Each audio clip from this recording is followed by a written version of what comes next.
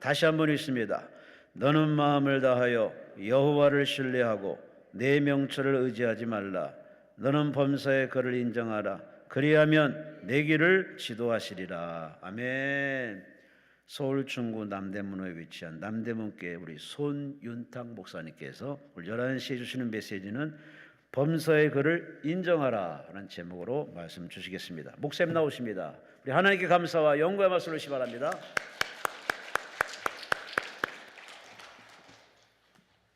할렐루야, 할렐루야. 하나님을 찬양하는 여러분들의 기도를 들으시고 기도마다 응답받는 놀라운 역사가 있기를 주님의 이름으로 축복합니다. 우리의 신앙은 할렐루야로 시작해야 합니다. 할렐루야가 무슨 뜻이죠? 예?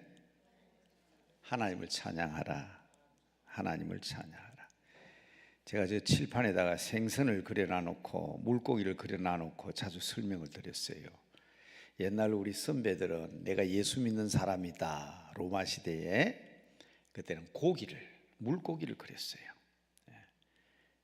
그러면 이 사람이 예수 믿는 사람이구나. 겉으로 예수 믿는다는 표시를 낼 수가 없으니까 사인이죠. 사인. 믿는 사람들끼리의 사인이었습니다. 지금은 자동차에 그런 게 잘 안 보이더라고요. 제가 자가용을 몰고 다닌 것은 85년부터인데 1985년 그 당시에는요 자동차 뒤에 이 고기를 엄청 예수 믿는 사람은 다 그거 붙이고 다녔어요. 자동차 뒤에다가 그 생선의 머리가 할렐루야입니다. 할렐루야, 할렐루야, 할렐루야. 그래서 오늘 우리 예배 때도 찬양 드렸잖아요. 그렇죠? 찬송이 참 중요합니다. 진짜 예배와 기도는 찬송으로부터 시작되는 거예요. 제가 10시 한 20분쯤 돼가지고 기도원에 도착했어요. 잠깐 기도하고 제가 스마트폰을 열었더니 어떤 분이 설교 한 편을 보내주셨어요. 근데 서두에 목사님, 인공지능 AI가 작성한 설교문입니다. 여러분 스마트폰에 지금 바로 지금 인공지능 AI 요새 챗 GPT라 해가지고요 프로그램이 있어가지고 막 집어넣으면 바로 대답이 나와요. 시간도 오래 안 걸려요. 한 10초, 20초 기다리면 설교 한 편이 탁 나온다고. 제가 이렇게 읽어봤어요. 군더더기 말이 없어. 굉장히 쉬워. 참 깨끗해. 학자의, 미안합니다. 그런 표현을 써서 학자의 눈으로 볼 때는 완벽한 설교입니다. 컴퓨터가 최첨단 컴퓨터가 이세돌이하고 바둑을 둬서 이겼던 그 AI가 인공지능, 인간으로 따라갈 수 없는 엄청난 IQ를 가진 인공지능이 작성한 설교문 한번 상상해 보세요. 그 군더더기가 있겠어요? 잔소리 없어요. 깨끗해요. 깔끔해요. 그리고 쉬워요. 엄청 쉬워요. 학자의 눈으로 볼 때는 빈틈이 없어요. 자, 이런 매우 중요한 얘기합니다. 과학자요 수학자였던 학자죠. 파스칼이라는 사람이 있어요. 옛날 우리 어른들은 여고 시절에 팡세, 파스칼이 쓴 책 다 한 권씩 들고 다니셨죠. 그리고 수학 시간에, 과학 시간에 파스칼 이름 안 들어본 사람 없습니다. 유명한 철학자입니다. 파스칼의 철학하면 파스칼의 철학을 배우지 않는 사람이 없어요. 그런데 이 파스칼은 이렇게 얘기했어요. 아브라함의 하나님, 이삭의 하나님, 야곱의 하나님은 철학자와 수학자의 하나님이 아니라 그랬습니다. 자, 잘 들으셔야 돼요. 제가 AI가 작성한 설교 원고를 보고 학자의 눈으로 볼 때는 빈틈이 없어요. 완벽해요. 깨끗해요. 깔끔해요. 그래서 제가 보내주신 분에게 답장을 이렇게 보냈어요. 이제는 지저분한 자기 지식을 나열하는 사람들이 긴장하게 생겼다. 이렇게 깔끔한 깨끗한 쉬운 설교들이라고 하지 않겠냐. 그러나 그것은 설교가 아니다. AI가 작성한 설교를 설교라고 할 수 있겠냐. 파스칼이 얘기한 것처럼 아브라함과 이삭과 야곱의 하나님은 체험적인 하나님, 생생한 생명의 하나님, 살아계신 하나님, 우리의 기도를 들으시는 하나님, 우리의 찬양을 받으시는 하나님. 우리가 아버지하고 부르면 내가 여기 있다고 대답하시는 우리 아버지 하나님이신 줄로 믿으시기 바랍니다. 하나님이 세상 만물을 다 만드셨어요. 공중의 새도, 땅에 기는 짐승도, 바다의 물고기도, 풀도, 나무도, 하늘도, 별도 다 하나님이 만드셨어요. 그러나 하나님이 인격을 불어넣은 곳은 사람밖에 없습니다. 컴퓨터가, 인공지능이 인격을 가질 수 없습니다. 지가 아무리 똑똑해도 전기 뽑아버리면 멍충입니다. 아무것도 못합니다. 전기 뽑아버리면 아무것도 못한다고. 그래서 인공지능끼리 앞으로는 의논을 할지도 모른대요. 자기들 힘으로 자력 발전, 전기를 일으킬 수 없을까? 사람이 전기 공급해 주지 않으면 아무것도 못합니다. 우리 사람이 사람인 것은 하나님께서 주신 하나님의 인격, 하나님의 형상, 하나님의 거룩한 성품이 있다는 사실을 믿으시기 바랍니다. 하나님은 모든 만물을 통해서 찬양받기를 원하십니다. 모든 소리의 주인은 하나님이십니다. 그래서 새들도 소리를 내고 바다에 있는 물고기도 소리 냅니다. 생명이 없는 것 같은 바다도 파도 소리를 내고 나뭇결에 바람이 부딪히면 다 소리를 냅니다. 그 소리의 주인은 하나님이시지만 그러나 그러한 소리에 인격이 있는 것은 아니거든요. 여러분, 매우 중요한 얘기를 오늘 여러분들에게 말씀드리는 겁니다. 하나님은 우리 사람들에게 예배를 받으시기를 원하시는 하나님이신 줄로 믿으시기 바랍니다. 그 가운데도 하나님은 우리의 찬송을 받으시고 찬양을 받으실 하나님이라는 사실을 믿으시기 바랍니다. 우리 사람도 노래 좋아해요. 여러분, 가만히 국가 행사할 때 3.1절, 광복절 행사할 때 가만히 보세요. 대통령께서 입장하십니다 하면 음악이 나와요. 옛날에는, 지금은 제가 모르겠어요. 옛날에 우리 여고생들이 대통령 창가 노래를 부르면 쫙 입장을 합니다. 저는 학군단 훈련을 받은 사람이거든요. 저는 학군단 훈련을 받을 때 대대장을 했습니다. 사단장님께서 입장하십니다 그러면요, 열중시에 다 있다가 차렷 하면 좀 차렷 착 하면요, 저 군악대가 따라라라라라 따라 음악이 나와요. 그러면요, 이 딱 별을 단 장군이 쫙, 한 번도 행사할 때 그렇지 않은 적이 없습니다. 사람도 보세요. 사람도 행사에 있으면요, 음악이 있어야 높은 사람이 등장을 하더라고.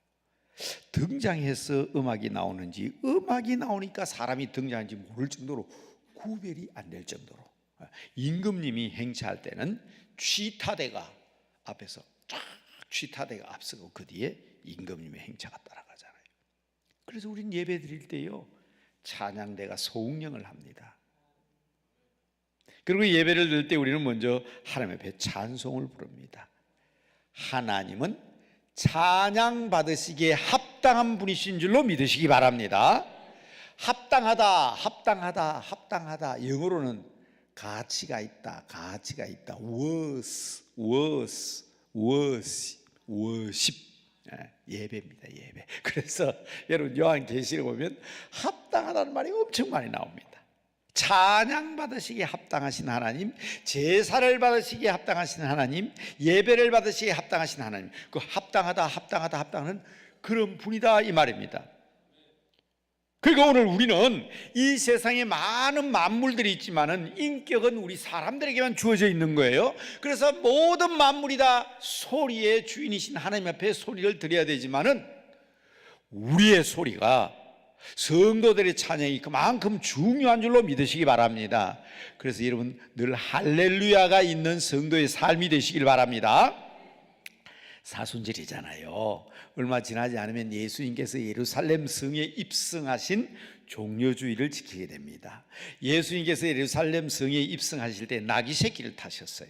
사람들이 종려나무 가지를 꺾어들고 막 그냥 할렐루야 난리가 났어요. 호산나 그랬죠. 호산나. 역시 같은 말입니다. 하나님을 찬양하는 말이지만 구태여 꼭 우리말로 번역하면 저는 만세로 번역합니다. 만세, 만세 하는 것처럼 예수님이 등장하니까 호산나 찬양을 했다고. 사람들이 시끄럽잖아요. 시기하던 바리새인들이 예수님에게 이렇게 얘기합니다. 선생님 너무 안 시끄러워요 저거? 좀 조용히 시키세요 그랬어요. 그때 예수님이 굉장히 중요한 말씀을 하셨습니다. 얼마나 중요한 말이냐 한번 따라해 봅시다.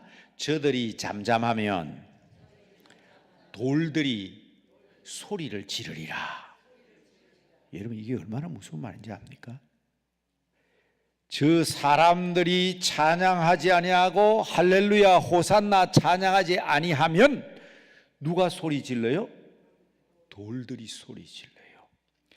여러분 돌들이 소리를 안 질러본 사람은 안 들어본 사람은 잘 몰라요. 저는 산골에서 살았잖아요. 우리 동네는 돌이 많습니다. 산에서 자랐습니다. 얼마나 시골이었던지 매산자 안내자 산내면. 얼마 전에 고향 사람을 만났는데 소 목사 고향이 어디더라? 나 산내면. 나는 산외면인데. 무슨 말인가 하면 어른들이 오면 안녕하세요 어디 갔다 오십니까? 나 산 밖에 갔다 온다. 그럴 정도로 저는 산 속에서 자란 사람이에요. 들이 없어요. 뒤산, 앞산 가운데 강이 흐르고 있는데 그 산 중턱에 동네가 형성되어 있지요. 들이 없어요. 들 해봤자 그 들도 운동장보다 뭐 더 큰 논도 없고요. 아주 그런 시골에서 자랐습니다. 그런데 돌이 얼마나 많았는지 여러분 옛날에 우리 어른들 한번 기억해 보세요. 시집 갔을 때요. 진주에서 시집 오면 진주댁입니다. 맞죠? 춘천에서 시집 오면 춘천댁. 근데 저희 동네는 돌이 많아가지고 그것도 용암입니다. 용암. 용전 혹은 용암이라고 불렀는데 우리 누나가 시집을 갔는데요. 용전댁이 된다든지 용암댁이 된다든지 산내댁이 돼야 되잖아요. 우리 누나 아직도 살아 있습니다. 이제 뭐 80, 90을 향해서 가고 있지만 우리 누나는 진주댁도 춘천댁도 산내댁도 아니고요. 돌국댁입니다. 돌국댁. 돌이 많은 데서 시집 왔다 이 말이에요. 그래서 참 사람들 머리도 좋다. 돌국댁이 뭐야 돌국댁이. 그런데요 어느 날 제가 학교 갔다 오는데 날씨가 아주 우중충하고 비가 부슬부슬 내리는데 벼랑간 돌들이 소리를 지르기 시작했습니다. 뒷산에 큰 절벽이 떨어졌는데 그 절벽에 돌이 떨어지면서 와 하는 그 돌이 소리를 지르는데 얼마나 소름 끼친지 아십니까? 아름들이 되는 나무들이 다 깨어지고 부서지고요. 논밭이 그냥 그 들도 없는데 그 계단식이잖아요. 논이 전부 다 산에다가 하니까 그죠? 전부 다 이렇게 계단식으로 다 논이 그렇게 돼 있고 그렇게 할 수밖에 없어요. 그러니까 그 논들이 전부 다 으깨져 버리고 집들이 부서지고 가축들의 축사가 절단이 나버리는데 그때 저는 그 어려서 그 돌들이 소리 지르는 놀라운 모습을 봤습니다. 그때는 돌들이 소리 지르는 것이라고 생각을 안 했지요. 뒷산 바위가 떨어졌다 그렇게만 생각했죠. 근데 제가 예수를 믿고 성경을 읽고 난 뒤에 저는 예수님께서 저들이 잠잠하면 돌들이 소리를 지르라는 이 말씀에 얼마나 충격을 받았는지, 그게 돌들이 소리를 지르는구나. 그래서요, 6.25도 우리 한국을 도와주고, 저 세계에서 UN 묘지는 하나밖에 없어요. 저 부산에 가면 있어요. 부산에 가면 UN 묘지가 있는데 전 세계 UN 묘지는 없습니다. 그거 하나밖에 없습니다. 그 UN 묘지에 가면 제일 많은 국기가 초생달에 별 붙어 있는 국기예요. 터키 사람이 한국 전투에 참여해서 제일 많이 죽었다고. 그렇게 우리를 도와준 나라인데 얼마 전에 그냥 위에서 돌이 굴러 떨어진 것이 아니라 막 흔들어 가지고 돌들이 소리를 지르니까 죽은 사람이 몇천 명이 아니잖아요. 몇만 명이잖아요. 지금도 땅속에 얼마나 많은 시신들이 묻혀 있는지 다 발굴해내지 못하잖아요. 여러분, 이 돌들이 소리 지른다는 말의 의미를 잘 알아야 합니다. 그러니까 여러분, 우리가 막 찬송 부르면 말입니다. 제가 저 중곡동에서 목회할 때 가는 교회가, 지금 저희 교회는 꼭 교회를 그렇게 표현해가지고 좀 그렇지만 너무 조용하면 절간 같다 그러잖아요. 빌딩과 빌딩 숲소에서 지금은 밤새도록 찬송을 불러도요, 그 회사들 다 퇴근해 버릴 때 뭐라는 사람 아무도 없어요. 근데 제가 중곡동에서 목회할 때는 교회가 동네 가운데 있었거든. 금요일날 저녁만 되면요, 삐우 하고 옵니다. 뭐요? 경찰차가. 주민들이요, 시끄럽다고. 교회가 금요교대 때 찬송 소리 시끄럽다고 신고를 하니까 경찰이 찾아온다고. 신고를 받았으니까 얼마나 시끄러운지. 그때 제가 한 말이 있습니다. 누가 신고했냐? 교회가 이렇게 찬송하기 때문에 너희가 편안히 사는 줄 알지 못하느냐? 저 예수 믿는 사람들이 찬양하지 아니하면, 기도하지 아니하면, 시끄럽게 굴지 아니하면 돌들이 소리 지르면 다 죽습니다. 이게 중요한 얘기예요. 바다가 소리를 질러 쓰나미가 한번 밀어닥치니까 일본 열도도, 태국에서도, 저 미국에서 막 쓰나미가 밀어닥치면서 쫙 소리를 질러오니까 끝장나잖아요. 성경에도 그런 기록이 있지 않습니까? 찬송할 생각하고 엄난과 교만에 빠져서 호색에 빠져있던 소돔 고모라의 돌들이 소리를 지르니까 쑥 내려가 버렸잖아요. 지중해 바다보다 390m나 쑥 내려가 버렸어요. 물이 사방에서 흘러들어오는데 바다보다 더 낮으니 바닷물이 빠져나가지 못해가지고 계속 물이 수백 년 수천 년 동안 고이니까 그게 무슨 바다요? 데드시, 죽은 바다. 데드, 죽은, 시, 바다. 우리말로 사해. 못 빠져나가니까 염분이 매서니까 염해, 그렇게 부르잖아요. 그래서 수많은, 우리 주님께서 하신 말씀이지만 오늘 여러분들 찬양하는 것만큼 중요한 게 없다. 이것은 내 영혼이 살고 내 이웃을 살고 세상을 살리는 이라는 확신을 가지는 여러분 되시기 바랍니다. 찬송 부르기 싫을 때 불러야 돼요. 저희 아버지는 예수 믿는 사람 아니었어요. 그런데 저희 아버님은 선비였기 때문에 유행가 같은 노래도 안 부르셨는데도 불구하고 제가 어릴 때 명문 가정이 되고 좋은 가정이 되고 이름 있는 양반 가정이 되려고 그러면 세 가지의 소리가 나와야 된다 그랬어요. 예수 안 믿는 분이에요. 예수 안 믿는 분입니다. 그래도 여러분, 저는 자랑해요.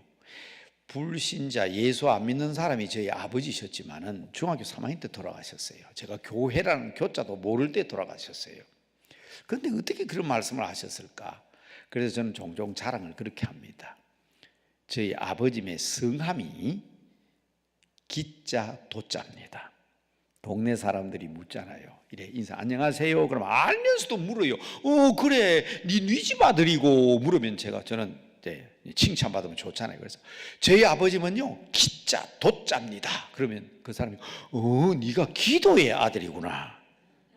여러분, 제가 이래도 기도의 아들입니다. 예수 안 믿는 사람이지만. 그런데 그 손기도 씨가 예수 안 믿는 저희 아버님이 제가 어릴 때 늘 했던 이야기가 있어요. 담 밖으로 흘러나오는 소리가 세 가지의 소리가 있어야 된다 그랬어요. 첫째는 웃음소리가 있어야 된다. 웃음소리가. 싸우는 소리가 나면 안 된다. 두 번째로는 노래하는 소리가 있어야 된다. 저는 저희 아버님 돌아가실 때까지 저희 아버지 노래 부르시는 거 한 번도 들어본 적이 없습니다. 옛날 선비들 노래 잘 안 부르죠. 다만 제 귀에 지금도 벌써 70년, 60년의 세월이 지났지만 제 귀에 남아있는 저희 아버지 소리는 세 번째 소리입니다. 글 읽는 소리. 글 읽는 소리. 한소열이 장중에 취우주할 물이 선소이 불이하고 이제 글을 그렇게 있거든요. 조금 노래 템포를 보면 주랑의 한국발이요 가홍의 초목생이라. 그게 어떻게 보면 노래 같기도 한데 그게 글 읽는 소리였어요. 저는 글 읽는 그런 소리를 들으면서 좀 자랐습니다. 근데 예수 믿고 난 뒤에 이야 바로 이거다. 바로 이거다. 여러분 우리 믿음의 사람들이 항상 기뻐하라 그랬잖아요. 언제나 웃음이 가득한 여러분의 삶이 되시길 바랍니다. 항상 쉬지 말고 기도하라. 범사에 감사하라 그랬는데 사탄이 제일 싫어하는 소리가 있거든요. 찬송 부르는 소리 싫어합니다. 기도하는 소리 싫어합니다. 그리고 성경 읽는 소리 싫어합니다. 그러니까 우리 할아버지 할머니들이 귀신 들린다, 밤에 자면 가위 눌린다 그러면 찬송가 테이프 들고 요거 밤에 녹음기에 틀어놔라 그러잖아요. 나 어디에서 배웠는지 모르지만 옛날 우리 권사님들 참 지혜로웠어요. 찬송이 울려 퍼지면 사탄이 도망가거든. 어디에 나와요? 성경에 나오죠. 맞아요. 사울이 귀신 들렸을 때 다윗이 가지고 수금을 쫙 타니까 막 귀신이 놀라고 도망가 버리잖아요. 여러분 우리의 찬송은 하나님께 상달되는 줄로 믿으시기 바랍니다. 찬송 많이 불러야 돼요. 다른 사람이 시끄럽다 하더라도 내가 찬송하기 때문에 네가 살아있는 거다. 내가 잠잠하면 돌들이 소리를 지른다. 왜 예수 믿는 사람을 그렇게 꽉 쥐고 기도하냐? 내가 기도하기 때문에 너희가 살아있다는 걸 알아라. 그렇지 않으면 돌들이 소리를 낸다. 주님의 말씀이에요. 이 생선 머리 얘기하다가 이거 끝나겠네. 자, 할렐루야. 할렐루야. 그런데 이제 우리가 중요한 것은 아멘이 있어야 된다. 이 생선에 뭐가 아멘이야? 꼬리가 아멘이에요. 꼬리가 전부 다 아멘으로 끝납니다. 교회는 예수님 이름으로 기도합니다. 아멘. 성경 요한계시록 끝에도 아멘. 목사님이 말씀하실 때 그 말씀이 내 마음에 맞아도 아멘. 기도 듣다가도 누군가 참 내 마음에 맞는 기도하면 아멘. 얼마나 그냥. 제가 이 얘기를 자꾸 하는 것은 부흥사가 하는 얘기가 아니까 또 그런 얘기 합디다만 그 국민1급에 겨자씨에 옛날 제가 한참 국민으로 처음 나왔을 때 그런 게 나왔다고.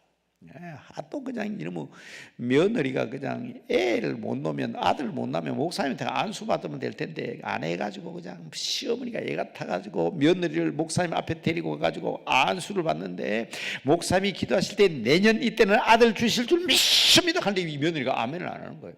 그게 시어머니가 옆에서 아멘 아멘 했는데 1년 후에 아들을 낳았다 그러죠. 그죠? 누가 낳았다 그랬죠? 시어머니가 낳았다 그랬죠. 아멘은 그렇게 될 줄로 믿습니다. 같은 생각입니다. 같은 뜻입니다. 하나님 그렇게 하십시오 하는 긍정적인 신앙 고백입니다. 아멘의 신앙이 여러분 입술에서 떠나지 않게 되기를 바랍니다. 저는요 왜 그런지 이 성경만 읽으면요 입에 단맛이 나요. 저는 처음에 성경이 어떻게 다냐, 꿀보다 송이보다 더 다냐. 오늘 아침에도 저는 새벽 기도 시간에 왜 말씀이 이렇게 달까요? 성경만 읽으면 그냥 침이 미안합니다. 아까 엑시 경상도사 춤이 아니고 침이 목에 꿀떡 넘어가는데 여러분, 하나님의 말씀만큼 단 말씀이 없잖아요. 이 달고 오묘한 말씀이 여러분의 삶을 변화시키게 되기를 바랍니다. 자, 생선의 몸통이 중요하다 그랬죠? 따라합시다. 샬롬. 샬롬. 자, 제가 이거 축복하려고 그냥 서론이 너무 길었어요. 생선의 머리는 할렐루야, 꼬리는 아멘. 자, 봄입니다. 봄입니다. 봄 기운이 완전합니다. 보세요. 아무리 추위가 우리를 괴롭혀도 못 이기잖아, 하나님의 질서에는. 그렇죠? 자, 이 봄에 풍성한 복이, 생명의 복이 여러분들에게 넘치시게 되기를 주의 이름으로 축복합니다. 믿음의 씨앗을 뿌려야 합니다. 이 봄에 놀라운 복의 역사 현장을 볼 수 있게 되기를 바랍니다. 하나님께서 우리 사람에게만 인격을 주셨다고, 우리 사람에게만 신앙을 주셨다고, 믿음을 주셨다고요. 저 나무가 동물들이 나 믿습니다 하고 고백하는 거 봤어요? 오늘 여러분 이 말씀, 목사님께서 읽어주신 이 말씀 참 중요합니다. 저는 긴 말씀보다도 이 말씀 가운데 두 단어는 여러분들 분명히 기억하셔야 합니다. 신뢰하라. 하나님을 신뢰하라. 범사의 주를 어떻게 하라? 인정하라. 그러면요, 여러분 심령 속에 큰 평강이 넘칩니다. 아이고, 옛날에는요, 그 웰빙이란 말을 왜 그렇게 많이 썼는지. 웰빙, 음식도 웰빙 산악회 그런 것도 있더라고요. 죽는 것도요, 웰빙 다이닝. 웰빙이라는 말은 잘 산다는 말인데, 근데 그 말이 여러분, 우리는 사라지면 안 됩니다. 웰빙의 역사가 여러분들이 계속 있게 되기를 바랍니다. 그러더니 어느 때부터 얼마나 많이 쓰는 말이 힐링이야. 힐링. 상처받는 사람이 그렇게 많은지. 힐링 맞습니다. 힐링 돼야지, 치유돼야지. 상처받는 사람이 많아요. 옛날 사람보다 더 많이 상처받는 것 같아요. 제가 여기서도 여러 번 얘기했지요. 우리 전쟁 때는 말입니다. 6.25 때 다리 잃은 사람, 팔 잃은 사람, 가족 잃은 사람, 땅 잃은 사람, 고향 잃은 사람, 얼마나 상처가 크겠어요. 내가 보는 앞에서 자식들이 죽어가고, 내가 보는 앞에서 형제들이 죽었는데 그 이름 그보다 더 큰 상처가 됐겠어요. 그런데요, 그때 우리 믿음의 선배들은 상처받았다 소리 안 하고, 하나님, 여기에도 하나님의 뜻이 계시지요.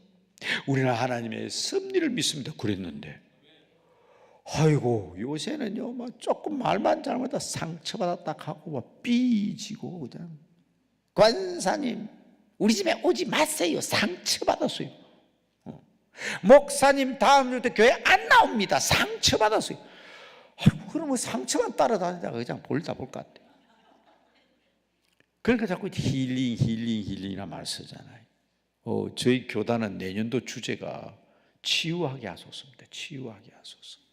힐링하게 하셔서 이 말 아닙니까?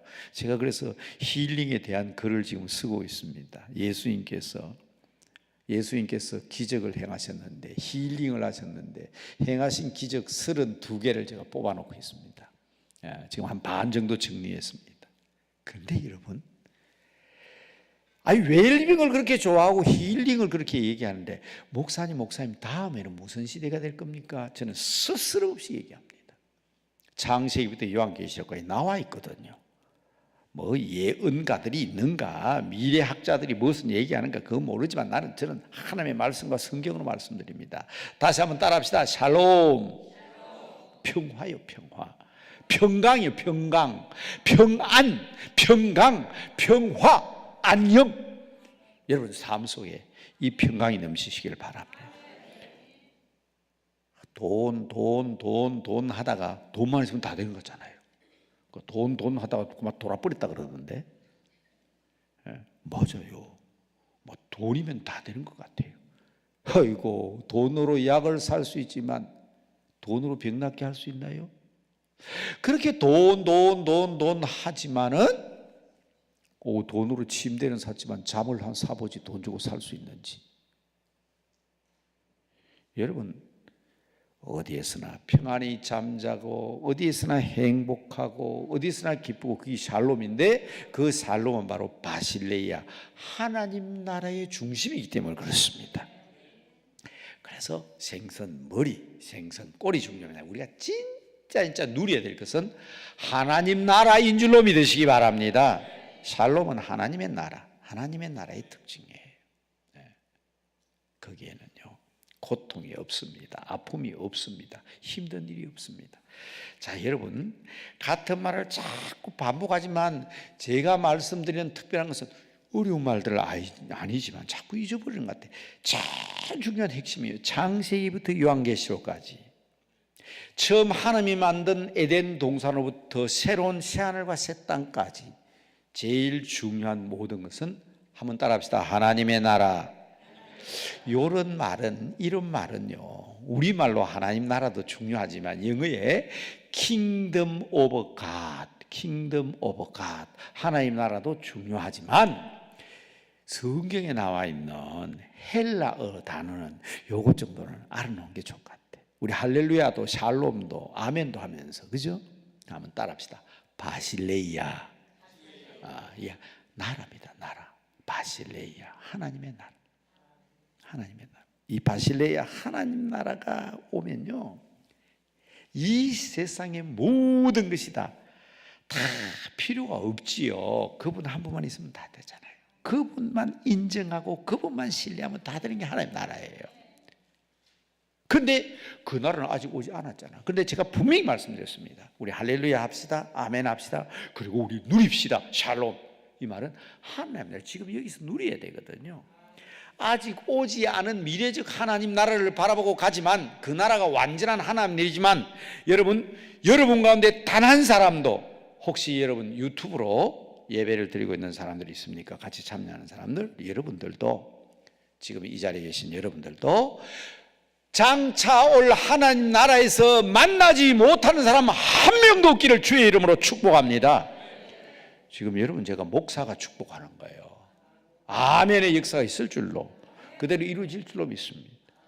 참 우리 이 땅에서 고생이 되고 고통이 있고 힘들고 어려워도 허리가 아프고 신경통이 오고 이빨이 아파도 머리가 아파도 경제적으로 사회적으로 힘든 일이 있어도 우리에게는 희망이 있습니다. 꿈이 있습니다.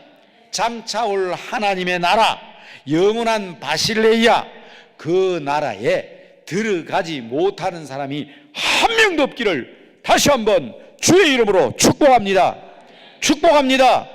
축복합니다. 다 들어가야 돼. 다 들어가야 돼. 그게 우리 신앙생활이거든. 그런데 여러분 제가 누려야 된다 그랬잖아요. Not yet. 아직 오지 않는 하나님 나라, 미래적 하나님 나라만 얘기하지 말자. 오늘 저는 여러분들에게 말씀의 가장 중요한 핵심으로 말씀드리고 싶은 것은 지금 이 땅에서 이 말입니다. 지금 now, 지금 here, 여기에서 not yet가 아니에요. 아직 오지 않는 하나님 나라가 아니에요. 지금 여기. 목사님 그게 가능합니까? 예수님 말씀하셨어요. 예수님은 벌써 왔다고 얘기했습니다. 우리말로 이미 벌써 already 이미 왔다 그랬습니다. 내 이름으로 귀신들이 쫓겨나고 내 이름으로 치유함의 역사가 있으면 이미 너에게는 하나님 나라가 이루어졌다고 얘기했습니다. 제가 지금 쓰고 있는 글이 바로 그겁니다. 예수 그리스도의 이름으로 모든 악한 사탄이 물러갑니다. 오늘 이 시간도 예수 그리스도의 이름으로 여러분의 모든 병마가 사라지기를 주의 이름으로 축복합니다. 예수 그리스도의 그 이름, 예수님이 이미 오셨잖아요. 2000년 전에 오셨거든요. 예수 그리스도의 그 이름으로 우리에게 이루어지신 하나님 나라는 어떤 나라냐? 네가 죄를 지어서 내 죄 때문에 주여 나는 죄인입니다. 나는 죄인입니다 하는 너희의 죄를 위하여 나는 이미 내 몸을 십자가 위에 뿌리고 너희 죄를 내가 다 덮었노라. 이미 이루어졌잖아요. 그래서 우리 찬송하잖아요. 나 구원받았네, 너 구원받았네. 우리 구원받았네. 한 번 더 합시다. 시작. 나 구원받았네. 너 구원받았네. 우리 구원받았네.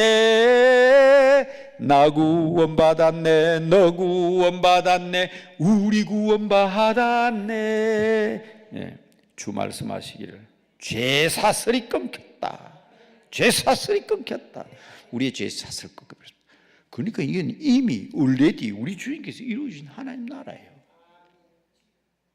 그런데 죄 사슬이 끊겼습니다. 우리의 죄가 깨끗해졌습니다. 치유함의 역사가 예수 그리스도의 이름으로 가능합니다. 하나님의 역사가 나타납니다. 그런데 왜 지금 여기에서 그게 이루어지지 않느냐 이 말이에요. 그게 오늘 말씀의 핵심입니다. 지금 여기에서 하나님 나라를 이루어야 합니다. 예수님은, 그리고 사도 바울은 성경은 명확하게 얘기합니다. 그 방법을 오직 하나로 얘기합니다. 믿음으로. 따라합시다. 믿음으로. 오직 믿음으로. 그래서 마르틴 루터가 우리 기독교 종교개혁을 하면서 솔라 피데, 근데 솔라 피데, 영어로 only faith, only believe, 오직 믿음으로. 로마서를 공부하면서 이신득이 믿음으로 말미암아 어렵게 된다. 그럴 때 우리는 평화를 이루고 하나님 나라를 이루는 것입니다.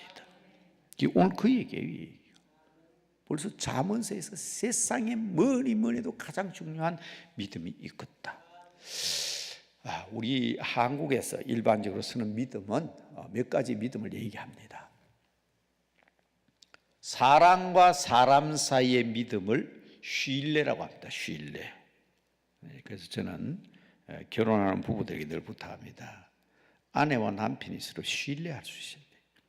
이 신뢰하는 믿음이 없으면 가정이 은혜롭지를 못해요.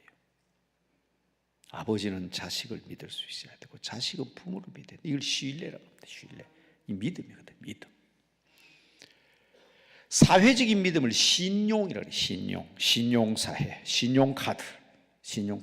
사회적. 이건 보세요. 물건을 파는데 그 파란 종이 하나만 주면 막 그냥 물건 아무리 비싼 물건도 막 많이 주면 바꿔주거든. 그게 뭐 신용입니다. 사회적으로는 화폐나 카드나 뭐 요새는 그냥 돈도 안 들고 다녀요. 그냥 요사이는 그냥 턱 꼽으면 그냥 외국 사람들이 기급을 하는 게 있어요. 기급을 하는 거. 이 사인은 자기가 해야 돼요. 그런데 식당에 가면 5만 원 이상 되면 사인 하라 그냥 턱 꼽아놓고 툭 빼줘. 사인 안 해요. 그럼 자기가 다 마음대로 해버려요. 자기가. 외국 사람들은 막 기절합니다. 혹시 우리 성도들 가운데 가게 하시는 분들, 외국인들 오면요, 카드가 한국 사람이 하듯이 막 그리면 안 됩니다. 큰일 납니다. 반드시 본인이 사인을 해야 돼요. 근데 여하튼 중요한 것은 그 카드 하나가 뭐라고? 그게 신용이에요. 자, 사회적인 믿음은 신용. 내 믿음이 있어요. 내 믿음. 나는 이렇게 하겠다. 내 자신을 믿는 거. 그걸 뭐라고 하면 신념이라고 그래요. 신념. 자기 신념이 분명해야 됩니다. 그런데 보세요. 신념, 신뢰, 신용과 전혀 다른 용어를 씁니다. 하나님께 대한 믿음은. 뭐라 그래요? 신앙. 신앙. 우러러. 하나님을 우러러 믿는 믿음. 우리 국어 공부도 하는데 목사님 그런까지 얘기할 필요가 있습니까? 하지만요, 우리가 믿는 믿음이 다르다는 것을 확실히 알아야 되기 때문에 제가 말씀드리는 겁니다. 바른 신앙을 가지시기 바랍니다. 바른 신앙을 가진 사람은 할렐루야의 신앙, 아멘의 신앙, 샬롬의 신앙, 하나님 나라의 신앙을 가지게 되는데, 이 하나님을 믿는다 할 때 뭘 믿는지, 제가 부산에서 교회를 개척한 적이 있습니다. 구포에 새구포 교회라고 제가 당시 개척을 했는데, 오후에 어떤 젊은이가 하나 찾아왔어요. 이 목사님 안 계십니까? 그래서 나라고 그랬더니, 목사님입니까? 그래서 내가 목사라고 그랬더니, 그때는 하도 제가 40대 초반이어서 목사가 잘 안 보였는가 봐요. 몇 번이나 다짐하고 물어요. 그래서 내 목사 맞다고. 근데 이렇게 얘기해요. 목사님, 저 못 살겠어요. 저 예수 잘 믿거든요. 분명히 예수 믿습니다. 분명히 예수 믿기는 믿는데 천국 갈 자신이 없어요. 뭐 때문에 그런가요? 죄 때문이에요.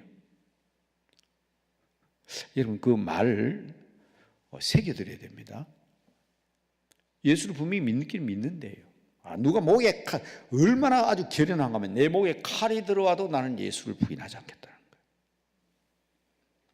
그런데 나는 죄가 많아서 천국 갈 수 없다는 거예요. 그래서 내가 이렇게 물었습니다. 아니 예수를 믿기는데 뭘 믿냐? 예수에 뭘 믿느냐고. 예수님을 믿죠. 그런데 예수에 뭘 믿느냐? 여러분 이건 매우 중요한 얘기 아닙니까? 그래서 제가 신뢰를 얘기하고 신념을 얘기하고 신용을 얘기한 겁니다. 믿음에 대해서 사회적으로 통용되는 믿음이 있고 내가 가진 신념이 있고 또 서로 신뢰하는 게 있는데 우리가 신뢰할 때 그 사람이 뭘 믿느냐 말이에요. 내 신념이 뭐냐고. 그냥 내가 신념이 있다, 나를 믿습니다, 이 신념입니까? 나를 믿습니까, 이 신념이냐고. 내가 너를 믿는데 뭘 믿는데 그게. 믿음의 내용이 있어야 될 거 아닙니까? 분명히 칼이 들어와도 예수를 믿는데 나는 죄 때문에 천국 못 간다. 그럼 뭘 믿는데 그러면 그게. 믿음의 내용을 구체적으로 모르고 있잖아요. 그래서 옛날 우리 선배들은 이렇게 딱 쉬운 건데 이 쉬운 거를 좀 누구든 좀 정리하고 다 모든 사람 좀 공용을 하고 또 알았으면 좋겠어요. 사람은요, 제가 말씀드렸죠, 하나님 만든 고유한 형상을 가지고 있습니다. 그래서 우리는 전인적이라고 얘기할 때는 우리의 머리와 가슴과 손발이 있는 것처럼, 그래서 학교 선생님들 혹시 계시나요?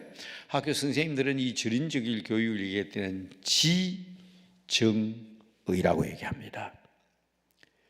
지는 지식입니다. 인텔리전스. 좋은 사람은 IQ가 좋다. 인텔리전스의 I입니다. IQ, 지식. 가슴은 EQ라 합니다. 이모션. 이 가슴이 풍부한 사람은 EQ가 좋다 그럽니다. 감성적인 사람. feel, 우리가 말하는 feel이 좋은 사람, 느낌이 좋은 사람. 감동도 잘 받고 잘 웃고 또 우는 사람이 울기도 하고 이 감성이 풍부해야 돼. 인간미. 요거는 너무 차가워요. 그래서 이거는 뜨거워야 돼. 이거는 미안합니다. 용서하세요. 이건 차가워야 돼. 요것은 따뜻해야 돼요. 근데 세 번째는 움직이는 게 있어야 돼요. 저는 초등학교 선생을 12년 했는데 제가 왜 목사 됐겠어요? 제 전공 과목이 도덕입니다. 도덕.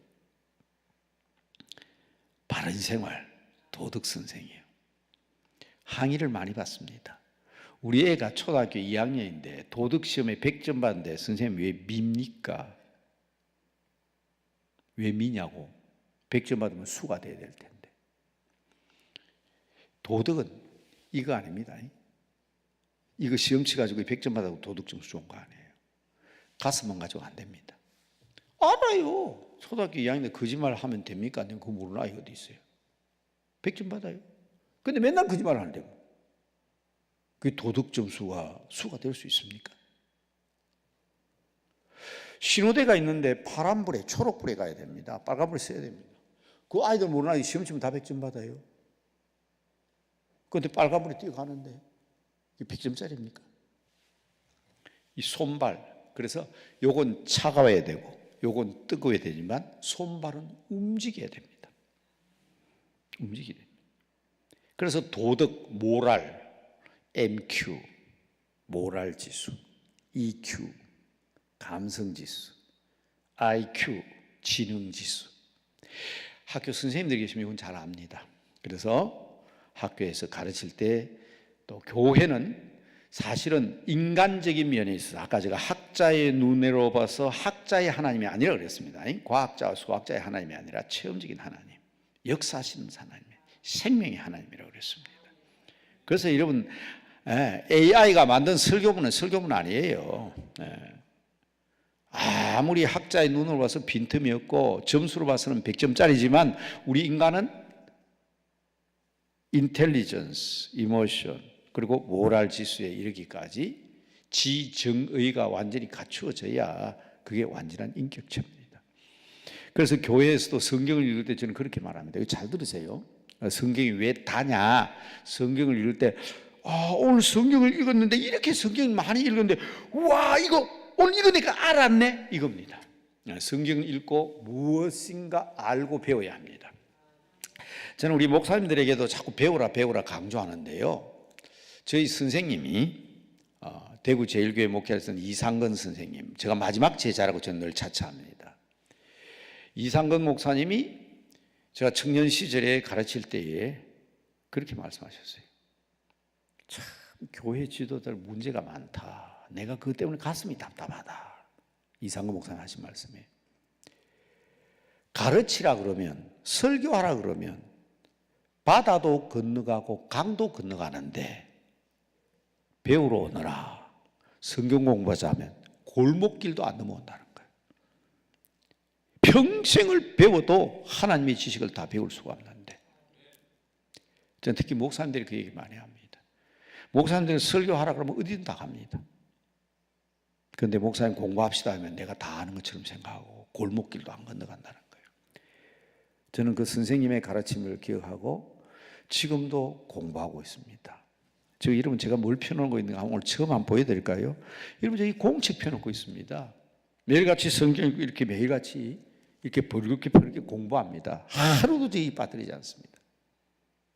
그때마다 하나님께 주신 은혜와 능력이. 그래서 오늘 아침에도 기도원 오기 전에 제가 성경 공부한 거 나올란가 싶어서 혹시나 이제까지 펴놓고 했는데 뭐 그대로 하진 않지만 제목은 이미 어제 나왔기 때문에 이거 중요합니다.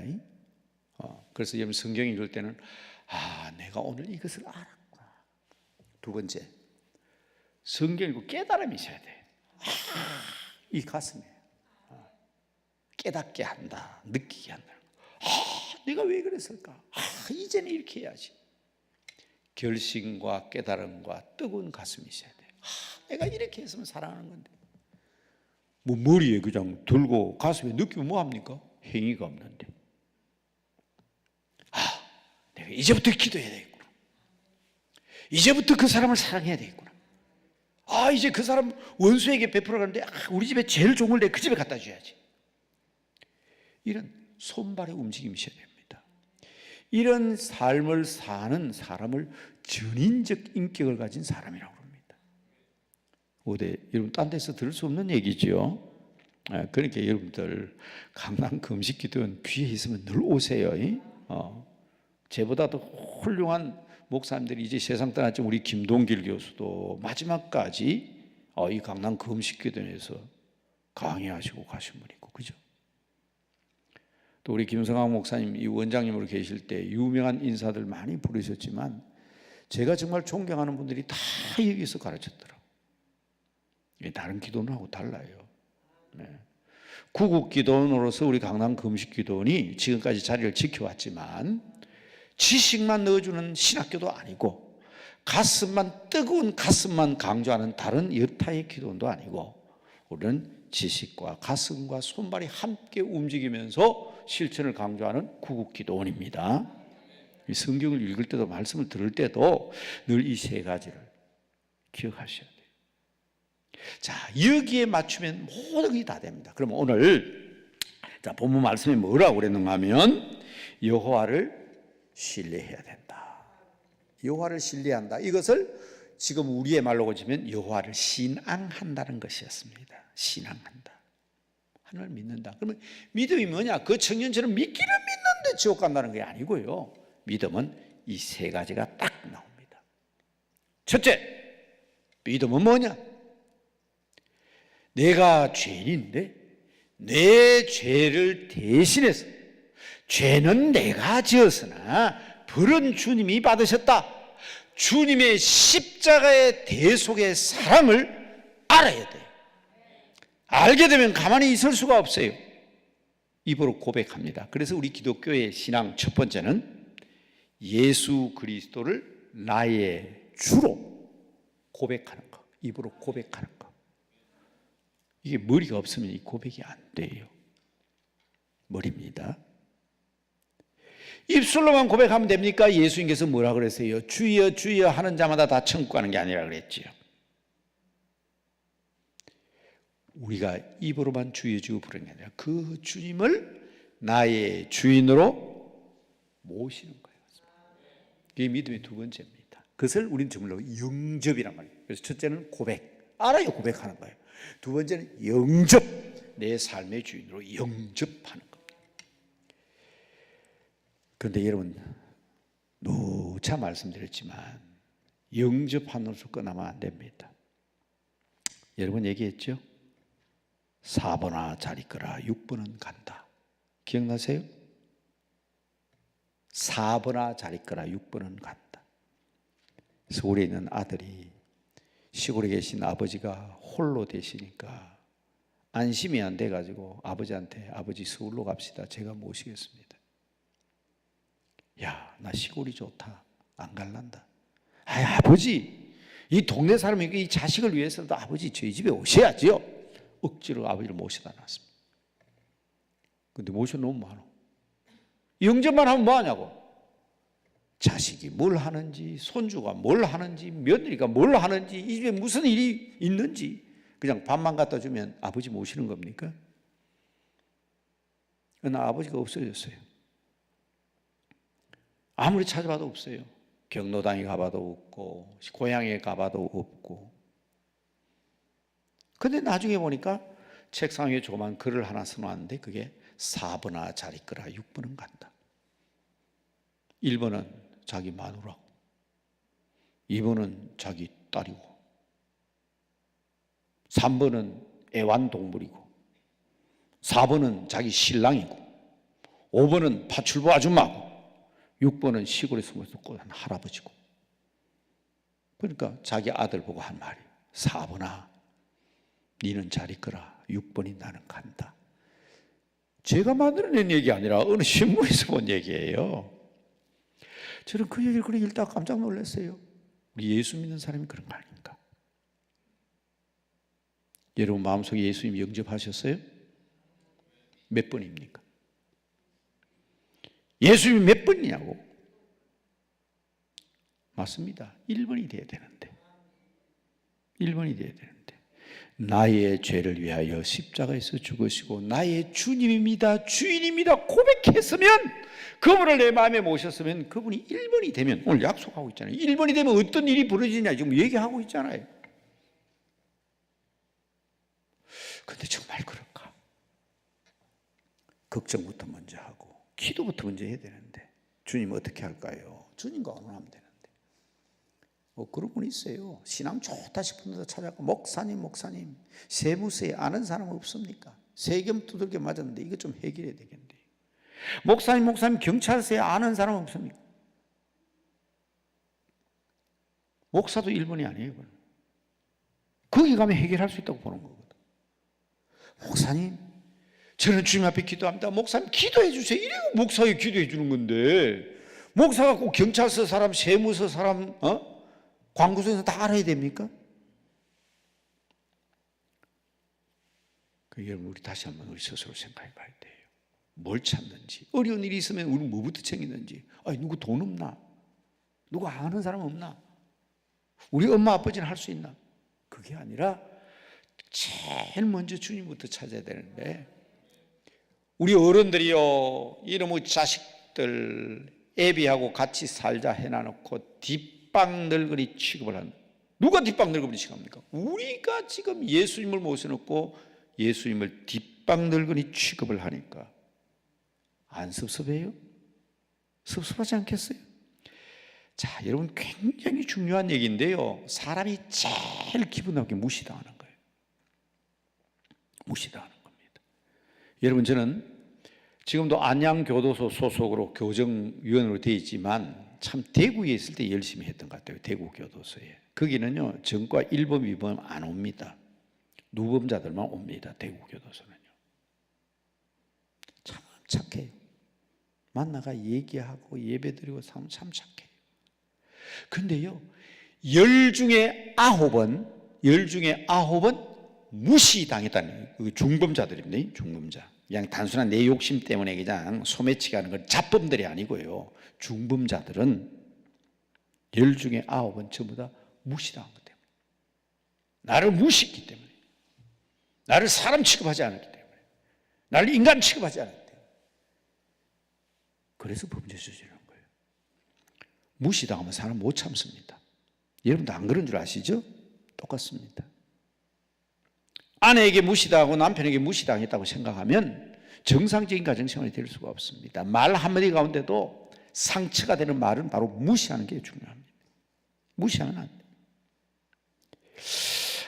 로마의 격언을 여러 번 저는 어딘지 소개를 하는데, 여자는, 미안합니다, 남녀 구별이 아니고 뭐 내려오는 얘기니까 그냥 얘기하는 거예요. 여자는 자기를 사랑하는 사람을 위해서 평생을 바친다. 평생을 바친다는 말이 어감이 조금 이상해요. 그죠? 안 믿는 사람들 얘기를 하면 그러면 다음 생에는 아니네, 그럴 수 있어요. 그런 의미를 가지고 있는 것 같아, 내가 보기에는. 자기를 사랑해주면 평생을 바친다, 자기 생애를 바친다는 거예요, 여자분은. 남자는요, 자기를 인정해주는 사람에 의해서 목숨을 바친다. 여러분 텔레비전 같은 데 봤죠? 내가 사람으로 인정받지 못했다가 누구에게 인정받으면 생명불사입니다. 네. 부인들 남편 그거 이해하셔야 돼요. 도저히 이해가 안 돼. 저 회사에 다니면서 저 사람 밑에 충성해가지고 남는 게 없는 것 같은데도 끝까지 하는 거예요. 인정받으면 그래요. 인정받으면. 내 남편이 나를 사랑하게 해주려고 하면 남편을 인정해줘야 돼요. 나쁜 것만 얘기하지 마.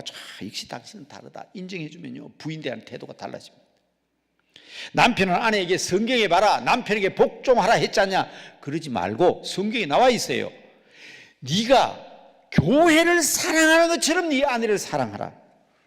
그러면 그 아내는요, 교회를, 예수님께서 교회를 사랑하셔서 자기 몸을 내어주는 것처럼 그렇게 사랑해주면 어느 부인이 남편을 위해서 희생하고 헌신하지 않겠습니까? 그 오늘 말씀이 그 말씀 아닙니까? 바로 그 말씀 아니에요?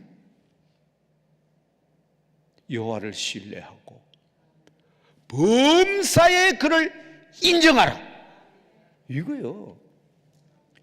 인정해주는 사람에 대해서는 목숨 바칩니다. 생명 바칩니다. 그래서 믿음의 정의 계속하면 이거예요. 첫째는 내 입으로 고백하고, 둘째로는 내 마음에 영접하고, 세 번째로는 한번 따라합시다. 범사를 그에게 의탁하라. 그래서 저는 우리 아버지가 예수와 믿는 아버지만 제 이름 뒤에 탁자 있는 것을 이래서 좋아합니다. 의탁, 맡긴다. 왜?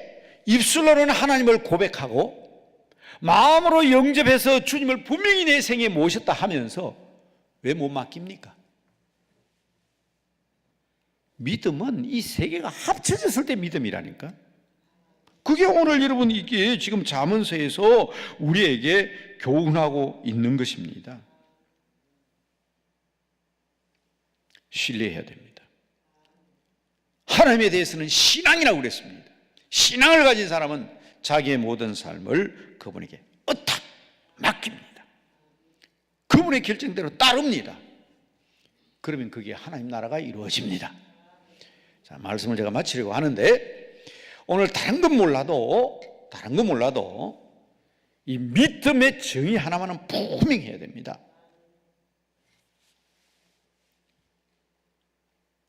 알고 고백이 됩니다. 그래서 호시아 선지자는 이 백성이 여호와를 아는 지식이 없어서 망한다. 여호와를 아는 지식이 없어서 망한다. 여호와를 알자. 하나님을 알자. 하나님이 어떤 분이고 예수님이 어떤 분을 알아야 돼. 알면 우와, 그런 분이 입으로 고백하게 돼. 고백에서 끝나면 안 됩니다. 입술에서 끝나면 안 됩니다. 그분을 영접해야 됩니다. 내 가정의 주인으로, 내 마음의 주인으로. 그리고 그분에게 의탁 맡게 됩니다. 오늘 여기 왜 왔어요? 기도하는 것은 하나님께 맡기는 거예요. 믿음으로. 하나님, 우리 집에 이런 일이 있습니다. 하나님께서 계획하신 뜻대로 이루어 주실 줄 믿습니다는 그 믿음 말입니다. 그 아멘의 신앙이 맞습니다. 기도 응답이 꼭 내가 원하는 대로 되는 건 아니에요. 왜? 3살짜리 아이가 아빠가 퇴근하니까 막 엄마한테 뽀로 달리고 엄마 부엌칼 줘, 부엌칼 왜 차요? 아빠가 피곤해, 나 사과 깎아줄 거야. 얼마나 기특합니까? 근데 나 그래, 네 여기 칼 있다, 아빠 사과 깎아드리라. 그 엄마 아니죠. 3살짜리 아이가 사과를 깎으면 사과 못 깎습니다. 손을 깎아버려요. 우리가 하나님 앞에 기도할 때 하나님 주세요 안 주실 때는 야 이거 맡기면 큰일 났다, 이거 로또 당첨되게 하면 이러면 큰일 날 놈이다. 로또는 망건이야, 복권은 망건이라는 말이 있잖아요. 그래서 망한 사람 많아요. 그러니까 그거 안 됐다고 막 그냥 하나님이 그럴 수가 있습니까? 아니라 그래, 내가 그거보다 더 큰 거 줄 거다 니한테. 근데 지금은 아니야. 근데 그거 안 됐다고 삐지고 돌아서고 그러면 안 되거든. 이게 무슨 말이냐면 하나님을 믿는 믿음이 어떡한다는 말은 그런 놈이에요. 내 뜻대로 마옵시고 아버지의 뜻대로 하옵소서, 주님의 말씀이잖아요. 하나님께서 이루어질 때 그때가 이루어질 믿고, 여기서 기도한다는 것은 하나님 앞에 그냥 할렐루야 아멘의 신앙으로 하나님께 전적으로 믿고 의탁하는, 의지하는, 신뢰하고 인정하는. 하나님 무시하지 마세요. 없이 여기면 안 됩니다. 하나님이 엄청 섭섭해 하십니다. 뒷방 늙으니 엄마 아버지도 섭섭해하는데 하나님은 야가 나를 무시했어. 그게 아니라 하나님이 야는 나를 신뢰하는구나. 욥이 다 이랬잖아요. 뭐가 있습니까? 아무것도 없잖아요. 아내까지도 니는 하나님 저주하고 뒤져라. 그리고 목사님 뭐 그런 험한 말 합니까? 본뜻은 그래요. 우리 성경 점잖게 죽으라지. 그 의감은 그래요. 하나님 저주가 바깥에 뒤져라.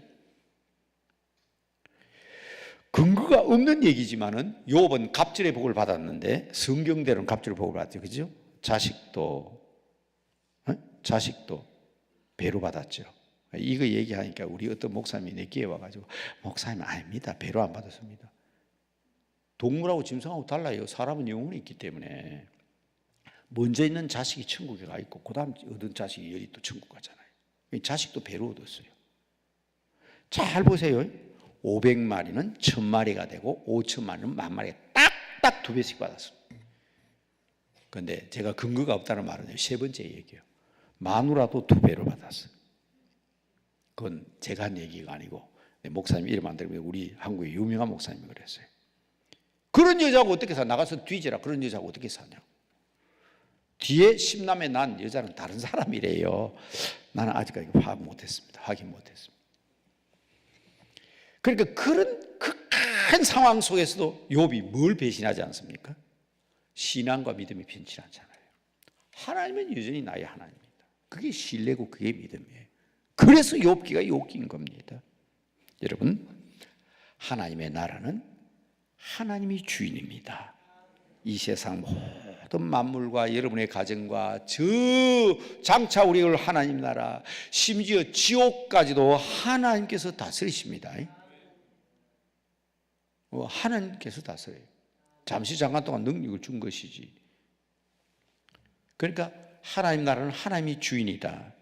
하나님이 주인이니까 두 번째, 하나님 나라는 하나님이 다스린다. 세 번째는 하나님이 함께 하시는 거예요. 그게 창세기부터 요한계시록까지 하나님의 동행. 요한계시록 마지막에 보면 눈물이 없고 슬픔이 없고 곡하는 것이나 아픈 것이 없습니다. 이유는 요한계시록 21장 3절을 읽어봐요. 요한계시록 21장 4절에 그랬거든. 아픈 것이 없고 고통스러운 것이 없고 죽는 것이 없고. 이유는 딱 간단히 3절에 나온다고. 하나님이 친히 저들과 함께 하시기 때문입니다. 바로 하나님이 여러분들과 함께 하시기를 바랍니다. 그래서 여러분의 모든 고통과 모든 기도 제목들이 다 아버지 앞에 응답받고 돌아가는 여러분들 되시기를 바랍니다. 새 힘 얻어서 이 봄의 생명의 역사, 믿음의 역사, 정말 하나님을 신뢰하고 주님만을 인정함으로 범사가 다 형통케 되는 아름다운 역사가 있게 되기를 주님의 이름으로 축복합니다. 축복합니다.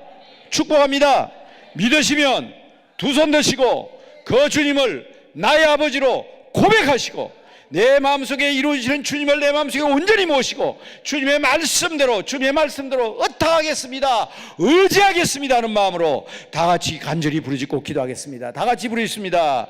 주여, 주여, 주여.